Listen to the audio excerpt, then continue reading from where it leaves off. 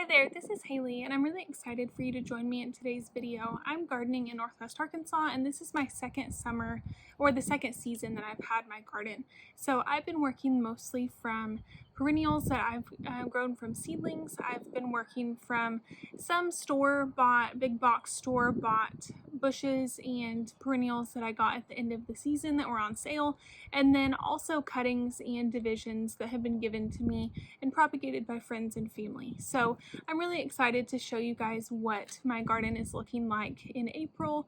It has been a really nice warm spring so far. We're in a zone 6B or 7A depending on the year.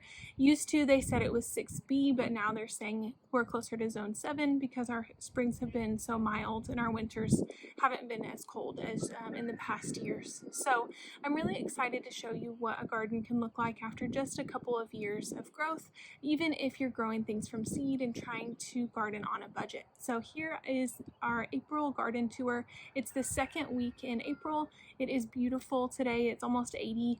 Today was the solar eclipse and it was almost complete totality in our area. So it was a really cool day today, and I'm excited to show you guys my garden and everything that is growing and just have a log for myself too of how far my garden has come. So thank you guys for joining me. Let's get into it.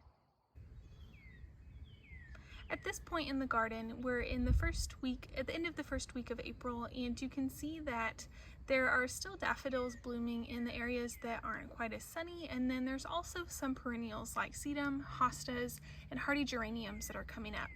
To the right, you can see that there is an arborvitae that is slow and steady coming along, and then in the back, you'll notice a viburnum that I'll zoom in closer so you can see has quite a few blooms. I'm really excited about that one specifically.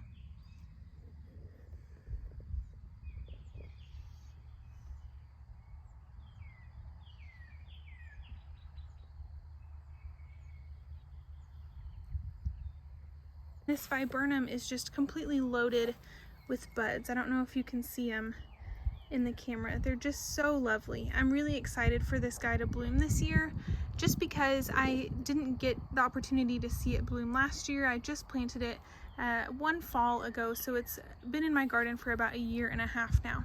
I wasn't quite sure if I had what I needed as far as a pollinator for this, but I bought two of the same one. I believe they're called Blueberry Muffin. I'll put the name on the screen. But they're looking really, really nice, flanking my porch.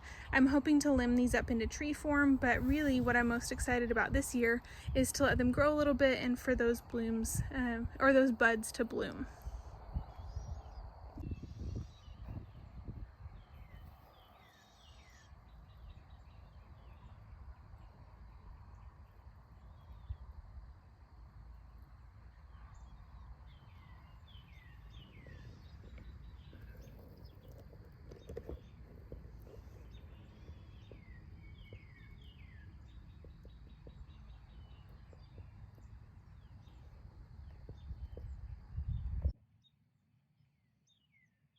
I love this view from our north-facing garden. You'll notice that there's a variety of different things in this garden bed based on the amount of sunlight that the specific area has. It's pretty shielded in the back of the garden toward the house because of the house. It's shielded from that south exposure, but I love how there's a combination of this grassy texture from the daylilies. There is a lamb's ear next to those, and then also those beautiful daffodil blooms that are just still bringing me so much joy as everybody else is starting to wake up and come out. Daffodils are the only bloom that I have going on right now, and they're looking just so nice. On this side is the other viburnum that flanks the porch, and then you'll notice in the back as well, you can see just the edge of the Japanese maple that I have, and also an evergreen. I believe it's a type of blue spruce, but I'll put the name on the screen for that as well. So it's kind of an interesting combination where the front of this bed receives bright light from both directions, both east and western sun, and then the back of the bed facing closer to the house gets less and less light progressively. So you'll notice that there are some sun-loving perennials next to some shade-loving perennials, and it's kind of an interesting dynamic with what I'm able to grow in this area.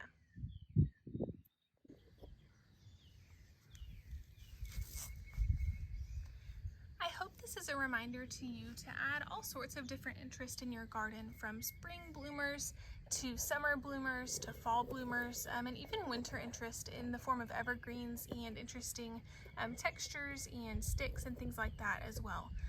Remember that if you're growing your garden like me from mostly seeds, bulbs, and bare roots, it's not going to look perfect the first year, but there's so much growth that can happen. And if you're in an area that things have not started greening up yet, remember that spring is coming soon, hopefully for you, and I hope this is an encouragement that your garden can look full and lush and beautiful, even if it's not completely filled, even if it's not a 10-plus-year-old perennial garden. It can still be beautiful as you go and as you grow.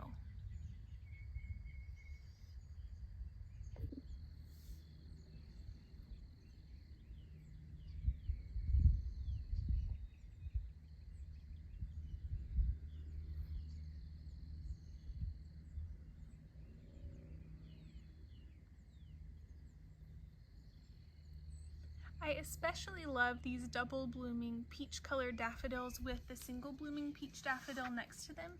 It's just such a beautiful show, and I'm so glad that these are still blooming. If they were in more sun, like full sun, like my other daffodils toward the front of the flower bed, they would not be blooming still, but because they receive more shade, they bloom a little bit later. Next to these, where there's a little bit more sun, are some of my sedum, as well as some of my perennial salvia. And then you can see toward the back here there are hostas and things that take up more of the shade area, and we'll zoom in closer on those as well.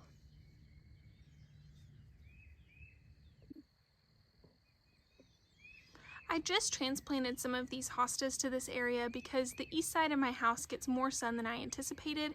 It's just really bright sun for about 6 hours of the day, and I was really hoping that my hostas would get less sun and that they would thrive more. They just struggle in our heat with the amount of sun. Even if I water them a lot, they were starting to get crispy. So like I mentioned earlier, almost all of my hostas are from divisions and cuttings, and the first year when you get hostas from cuttings, they don't really do much, but as they continue to grow year after year, the roots work under the ground and they just get more and more beautiful each year. This is one of my favorites. I just love the deep green, almost blue-green with the yellow margin on the edge.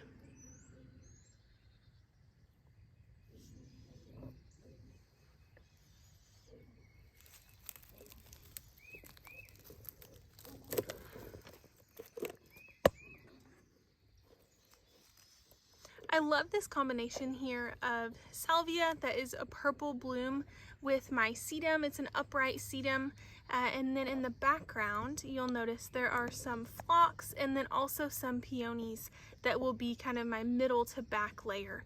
When my peonies are done blooming, those will kind of die back on their own and they'll be covered up by other perennials toward the front of the bed.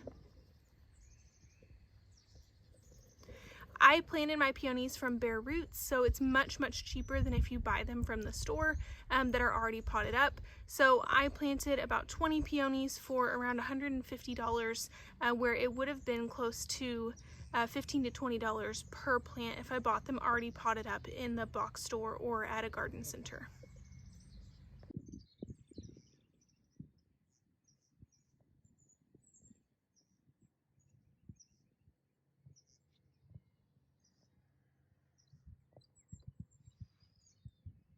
Next to one of the last blooming tulips that I have for the year is my Nepeta or catmint, and I'll put the name of the variety on the screen, but this one has just really blown me away.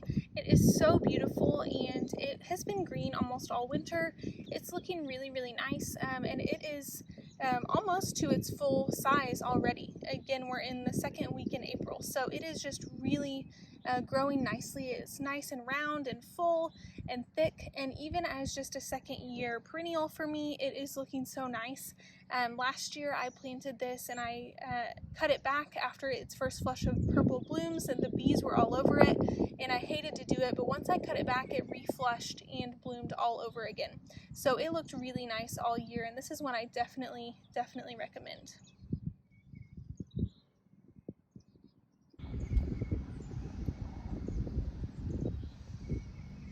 As I slowly walk along my garden, pardon my shadow, I wanted you to notice that I try to pair my plants in groups of odd numbers so that they look more like a drift or something that would be naturally occurring than like two of one thing here or two of another thing in another area. I like to try to include grassy textures. I include different colors, so more green, a yellow green, more blue green, and then also like purpley and red colors so that there's interest in the garden. And also this tree in the back is a reminder that it doesn't have to be perfect. This is, like I said, a year 2 garden, and I have already had some casualties, but I really like the combination of like this right here. Even though things are just starting to come up, you'll notice the grassy texture of the daylilies, the brighter green gold color of the arborvitae, and then the purpley color of the spilled wine Weigelia in the background. All of those together makes your garden look really full and interesting, and it adds a lot of character and movement to your garden versus if you just have a medium green only garden. I like to garden in more of a cottage garden style, and so I have lots of different things happening, but my goal this year as I'm working on my garden is to add more and more of the same thing. So for example, I have quite a bit of yarrow that I planted from seed. It's draped all in here and coming up the other side. So when this is fully grown, when it has filled out this year, it will be a giant drift of yarrow, so it doesn't look like there's just 100 different things in my garden, but just a bunch of a couple things, so that it looks more, I guess, less busy, more uniform in an organic way. You can see that these both are peonies. They kind of remind me of asparagus when they're coming up, but I would say my peonies that are second year from my bare root planting are about, I would say, 18 to 24 inches tall. Last year they were a little bit shorter than that, probably 12 inches tall at the max, but they're already coming out and looking really nice this year.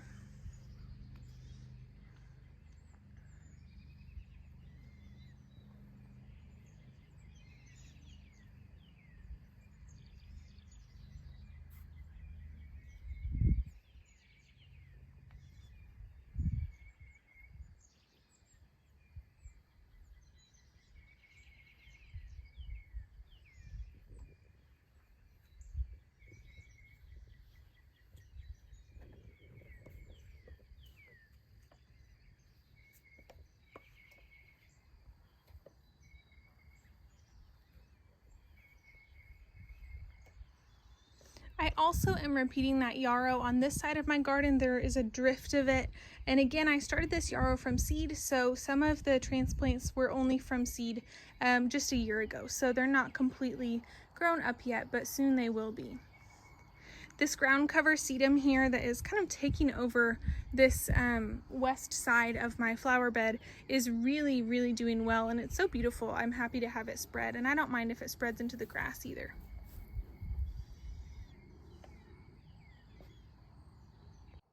Thank you so much for growing along with me. I'll see you in the next one.